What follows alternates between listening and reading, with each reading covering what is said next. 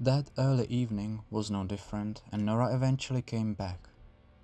Helen noticed that her little coat was still missing from the hanger by the door, but didn't give it a second thought. Mark, Nora's father, quickly hid the screen when he heard his daughter's steps on the stairs and turned on his chair, getting ready to engage with her. The routine suited Helen. She liked the sense of order in her life because she didn't always have the luxury of it. Her husband also seemed to appreciate it. Neither Mark nor Anna, their daughter, had to deal with much in their lives. They were born into a hostile world, but a world that remained the same for as long as they could remember. Perhaps that was the reason behind their endless fascination with the show and the need to break the predictability Helen strived to inflict on all of them. They ate, and the sun was still up in the sky by the time the group split and headed to their bedrooms. In bed, Helen kept her eyes open until she heard the deep breath of her husband, taking him away from the wake state. She always did that, never really understanding the habit. Somewhat alone in the apartment, Helen could finally admit to herself how much she cherished and dreaded the repetitiveness at the same time.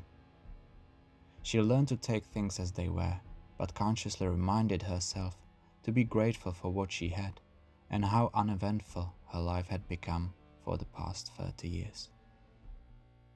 The need to ask for more never disappeared, but she has been stifling it. Maybe that's why she couldn't get behind the people of light craze and refused to engage with the frenzy their presence in the city started. She knew the intrigue was too powerful to resist once she got the taste of it. A group of performers from another planet. Unique, breathtaking, and mysterious. That is what all the articles said. At least the few she had skimmed before stopping herself. They were not the first thing from the outer space. As long as Helen remembered, they were getting all kinds of materials from the surrounding planets. But this was the first time anyone claimed to have found life and even brought it back to Earth. The mere fact that that was possible, that there were other sentient beings out there, has always made Helen somewhat nervous, but having them in her own city added layers of conspiracy and fear. She worried about the consequences and what could happen if the rest of them decided to also come to Earth. Her routine was too comfortable to lose. She was not the only one. There were, especially in the beginning, other people voicing their fear, and even small protests gathered by the stadiums in the first weeks of the show. But soon the outrage died down and everybody moved on. Helen had never met any of the creatures out in the wild and had never heard of anyone else encountering them, not from a credible source. Nobody really knew what was happening to them or where they were when not performing, but so long they did not show up on the street and in the shops, the public forgot. After all, people such as her daughter loved this possibility and were almost obsessed with the chance to see them.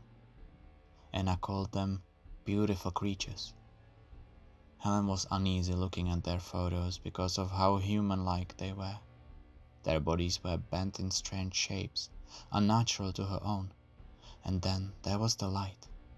Some had only a hand, but others' entire upper bodies or legs glowed in the dark.